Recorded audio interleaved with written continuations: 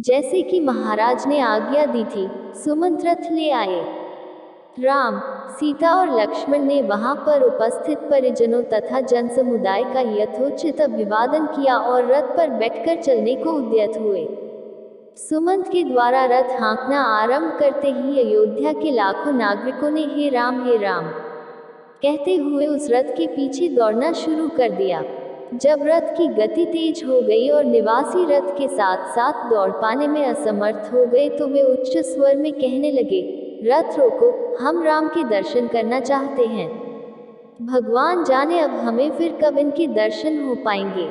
राजा दशरथ भी कैकेयी के प्रकोष्ठ से निकलकर हे राम कहते हुए विक्षिप्त की भांति रथ के पीछे दौड़ रहे थे।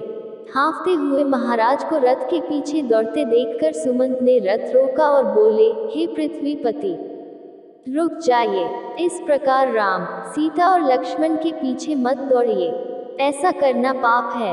आपकी आज्ञा से ही तो राम वनगमन कर रहे हैं, इसलिए उन्हें रोकना सर्वथा अनुचित तथा व्यर्थ है।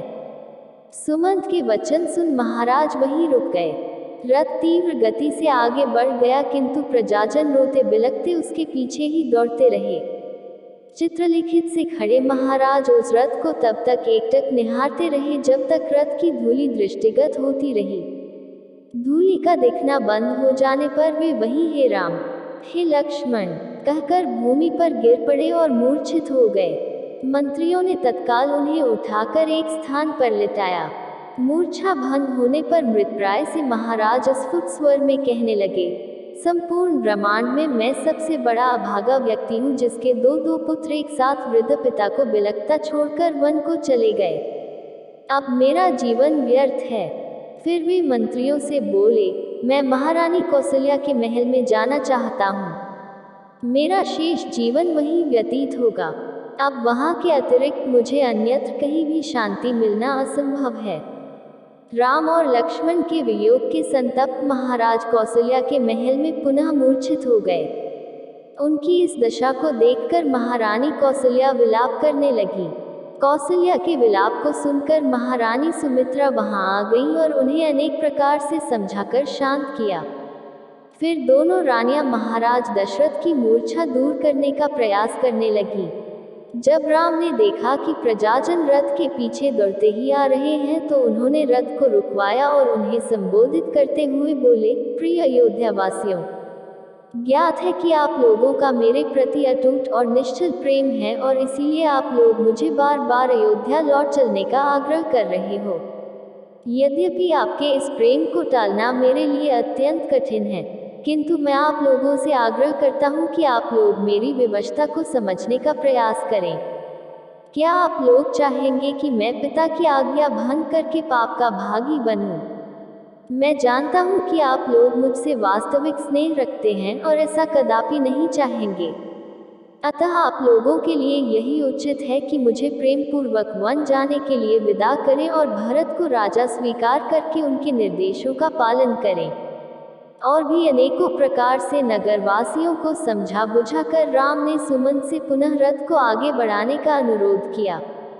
कुछ क्षणों के लिए राम के कथन का प्रभाव प्रजाजनों पर पड़ा किंतु रथ के चलते ही वे फिर से रोते बिलखते रथ के पीछे चलने लगे। वे राम लक्ष्मण के प्रेम की डोर में इतना अधिक बंधे थे कि चाहकर भी राम के द्वारा दिए गए उपदेशों और निर्देशों को क्रियान्वित नहीं कर पा रहे थे और विवश होकर बरबस रथ के पीछे चले जा रहे थे। उनकी बुद्धि उन्हें रोक रही थी, किंतु हृदय उन्हें बलात् रथ के साथ घसीटे लिए जा रहा था। उनकी भावनाओं के आगे उनका विवेक कुछ भी काम नहीं कर पा रहा था। अपनी बातों का उन पर कुछ भी प्रभाव न पड़ते देखकर राम ने सुमंत से रथ को और तेज चलाने की आज्ञा दी और रथ की गति तेज हो गई। किंतु भावाभिभूत प्रजाजनों की भीड़ फिर भी रथ के पीछे दौड़ी ही जा रही थी। तमसा नदी के तट पर पहुंचते पहुंचते रथ के अश्व भी क्लांत हो चुके थे तथा उन्हें विश्राम की आवश्यकता थी। मंत्री सुमंत ने रथ वहीं रोक दिया। राम, सीता और लक्ष्मण तीनों रथ से उतर आए। वे तमसा के तट पर खड़े होकर उसकी लहरों का आनंद लेने लगे। इतने में ही रोते बिलखते हुए सहस्त्रों अयोध्यावासी भी वहां आ पहुंचे, जो रथ की गति के साथ न चल पाने के कारण पीछे रह गए थे। उन्होंने चारों ओर से राम, लक्ष्मण तथा सीता को घेर लिया और अनेकों प्रकार के भावुकतापूर्ण तर्क देकर उनसे वापस अयोध्या चलने का अनुरोध करने लगे। रामचंद्र ने उन्हें अनेकों प्रकार से धैर्य बंधाया।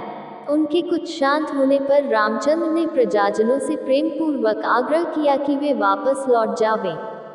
राम तथा प्रजाजनों के मध्य संवाद अबाध गति से चलता रहा और रात्रि हो गई। भूख प्यास तथा लंबी यात्रा की थकान से आक्रांत अयोध्यावासी वहीं वन के वृक्षों के कंदमूल फल खाकर भूमि पर सो गए। जब ब्रह्म मुहूर्त में रामचंद्र की निद्रा टूटी तो वे उन निद्रामग्न नगरवासियों की ओर देखकर लक्ष्मण से बोले, भैया, मुझसे इन प्रजाजनों का यह त्यागपूर्ण कष्ट देखा नहीं जा रहा है, इसलिए अब यही उचित है कि हम लोग चुपचाप यहाँ से निकल पड़े। अतः हे लक्ष्मण, तुम शीघ्र जाकर तत्काल रथ तैयार करवा लो, किंतु ध्यान रखना कि किसी प्रकार की आहट न हो, वरना ये जागकर फिर हमारे पीछे पीछे आने लगेंगे। राम के आदेशानुसार लक्ष्मण ने सुमंत से आग्रह करके रथ को थोड़ी दूर पर एक निर्जन स्थान में खड़ा करवा दिया। पुरवासियों को आभास तक नहीं मिला कि कब वे रथ में सवार होकर तपोवन की ओर निकल गए। पुरवासियों की निद्रा भंग होने पर वे सब उन्हें ढूंढने लगे और रथ की लीक के पीछे पीछे बहुत दूर तक गए। आगे जाकर मार्ग ककरीला पथरीला हो गया था, इसलिए रथ के लीक के चिन्ह दिखाई देना बंद हो गया। अनेकों प्रयत्न करने पर भी जब वे रथ के मार्ग का अनुसरण न कर सके तो निराश होकर वे विलाप करते हुए लौट पड़े। दोस्तों, अगर आपको ये वीडियो अच्छी लगी हो तो लाइक, शेयर और सब्सक्राइब जरूर कीजिए। धन्यवाद।